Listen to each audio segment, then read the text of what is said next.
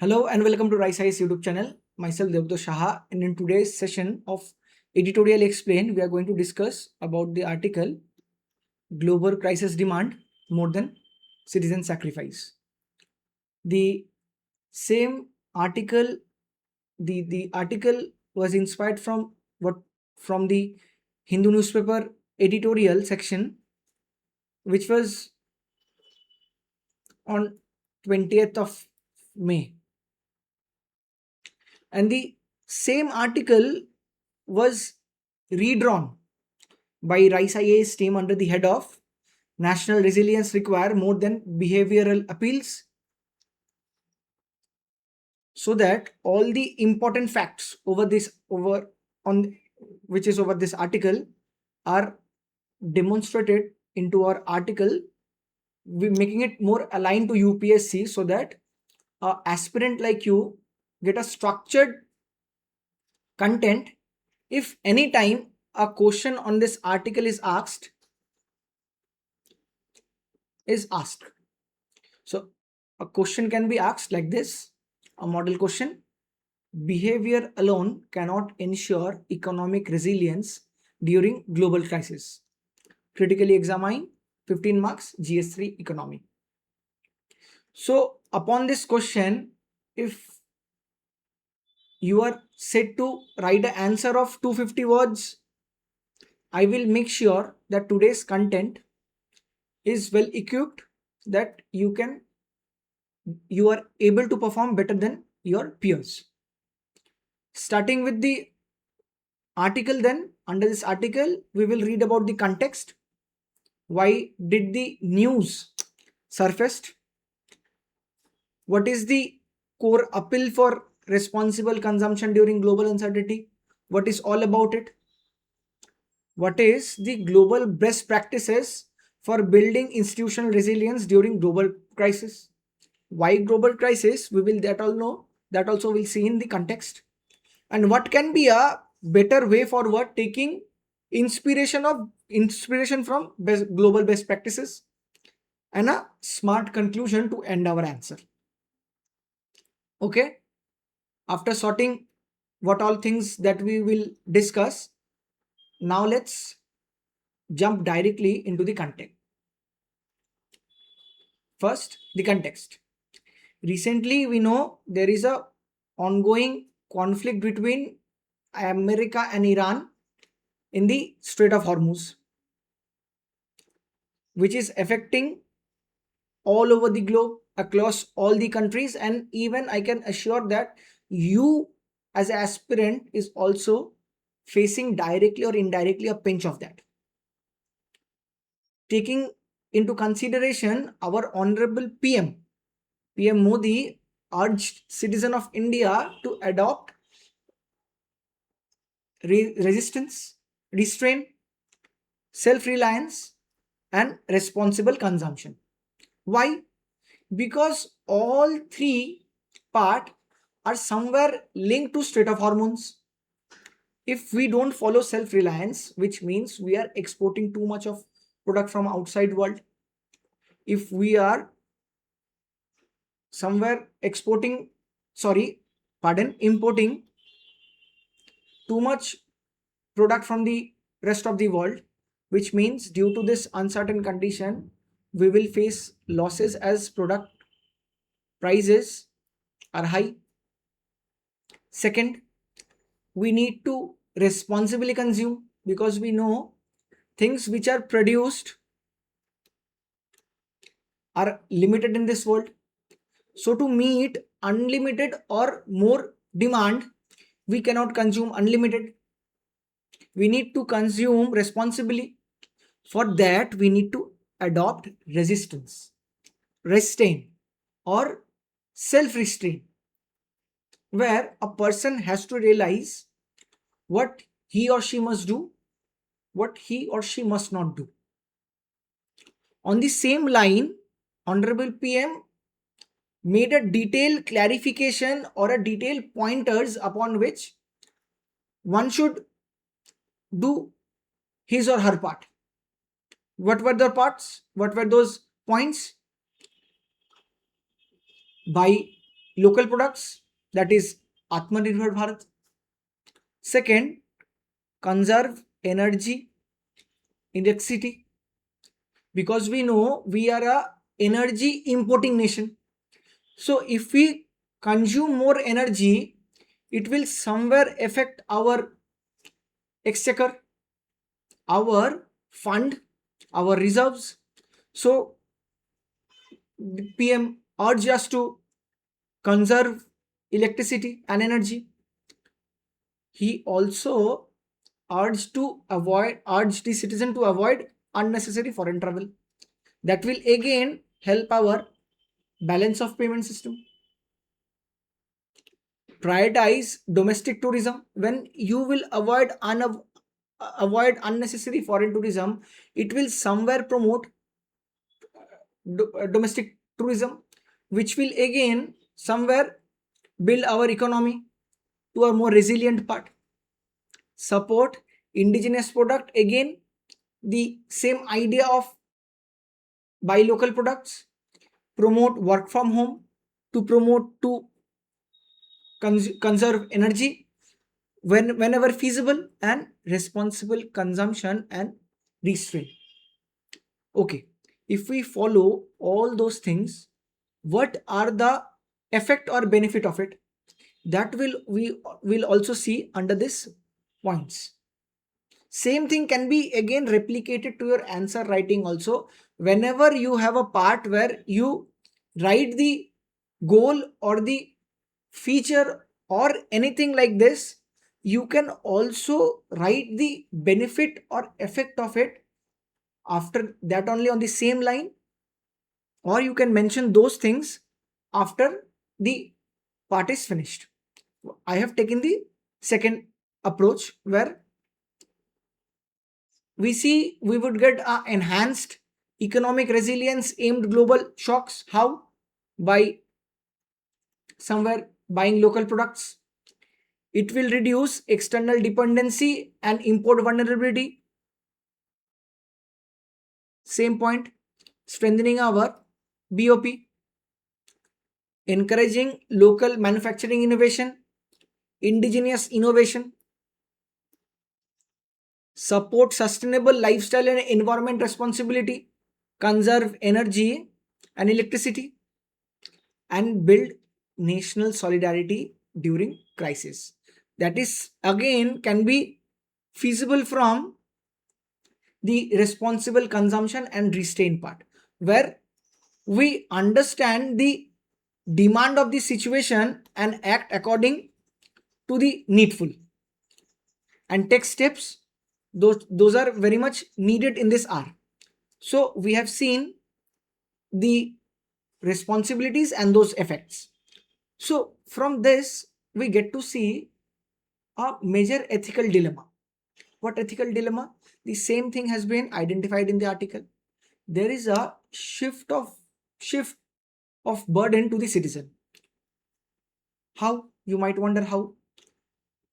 Through the idea of social contract, we have seen that the core idea, the core work of the government or the R is to protect its citizen. Why will it protect? Because the citizen has given their part of liberty to the state, so that the state become more empowered and is also bigger than the smaller individuals who are residing on it. So when these individuals have given their liberty to the state, now it is the responsibility of the state to ensure that all the needs of the citizen are maintained, are met, are addressed. Same thing, the structural crises are increasingly addressed through behavioral messaging, where again the idea is that citizens should adopt to it, while the government avoid equivalent institutional accountability. The same thing can be asked that when the citizens have done their part, they have given their right, they are given their liberty at the first place only. Now it was the job of the government to address those parts which are very much needful for the citizens. And whenever the government is unable to fulfill those situations, but the demands, it is shifting burden to the citizen, that citizen should again prioritize certain things so that government can escape the accountability process. How? Let's see in detail way. What we have seen, what we have heard till now, what we have imagined till now was the core idea. Now let's just take a example so that we have a better clarity over it. Burden shift from state. How? Citizen has provided taxes, law compliance, they complied to law, democratic participation, they voted, economic contribution through taxes and other forms of taxes. They have done all the parts which are necessary for them to do what they were asked to do. At the same point of time, on the same basis, it was promised that once the first step is done, the government must provide public goods like energy, healthcare and education, infrastructure, again, product, tourism, all those things, energy, all those things, transportation, economic stability, which we are suffering currently, and social protection and strategic preparedness, which the government has totally failed during this time. But does that make the government absolute failure? No. That will we see, that's what we will see in the next slides. Before that, let's just see the best global practices around the same situation. What multiple nations have taken step during these point of times. The first, if we see Nordic model, which consists of Denmark, Sweden and Finland, they have universal social protection. What? Universal social protection like public goods, health and education. They have transparent government, like the government can be asked question why were they were unable to provide these public goods during the crisis situation. What were they doing when the situation was not like this? A sustained public investment in health and education ensures citizen cooperate during crisis because social contract is actively fulfilled by the state. In this case, we see when the citizens have done their part, the state is also doing its part when the crisis arises. Second part, if we see Singapore's strategic planning model, we will see the same effect, that is evidence based policy making. Again, the idea of social contract. Once the first step is done, how the second step will be complied is on the basis of Singapore strategic model, where they make the government of the R make advanced model, advanced policy making, so that it does not hamper their long-term investment in human capital and innovation ecosystem to build a genuine resilient without relying on again behavioral appeal. What we are doing currently is appealing to its citizen to change their behavior, which is again not correct, because if we go through the contract social contract theory, the citizen has done their part. Now it was the responsibility of the government to fulfill its promises, again re-emphasizing upon the fact of social contract. The third, Germany's 2022's energy crisis response. How did Germany during Russia Ukraine war uh, manage its crisis situation?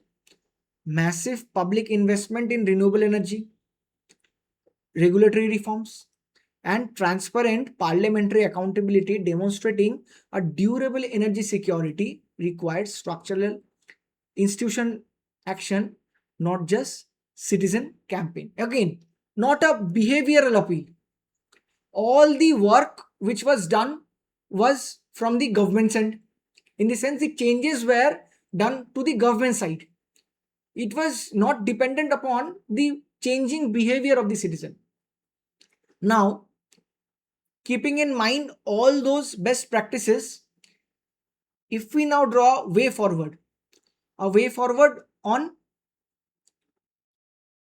this basis, The base remains same, the behavioral appeal remains same. What else can be done? What else can be done is written in way forward. We should always keep in mind we are not criticizing what honorable minister is saying. Even the article is not criticizing what honorable PM has said. The article points out that merely applying behavioral aspect will not address the situation. It requires more than behavioral aspect that are seen in way forward. Strengthening social protection and public healthcare infrastructure, again the part of government.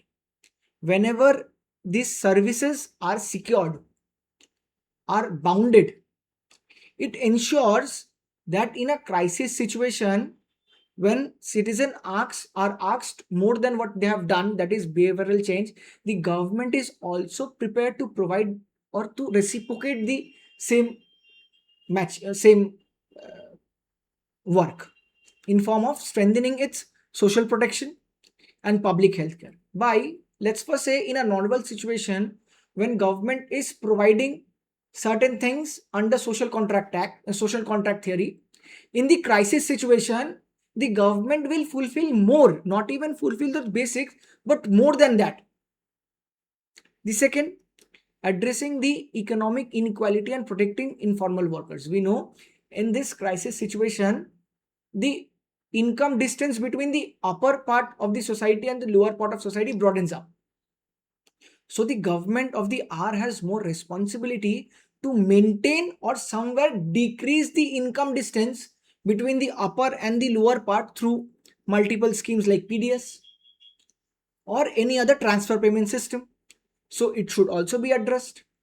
At the same point of time, there should be promoting climate resilient and sustainable urban development, keeping in mind of conserving energy. If we are sustainable in our energy usage, we need not to depend on importing energy.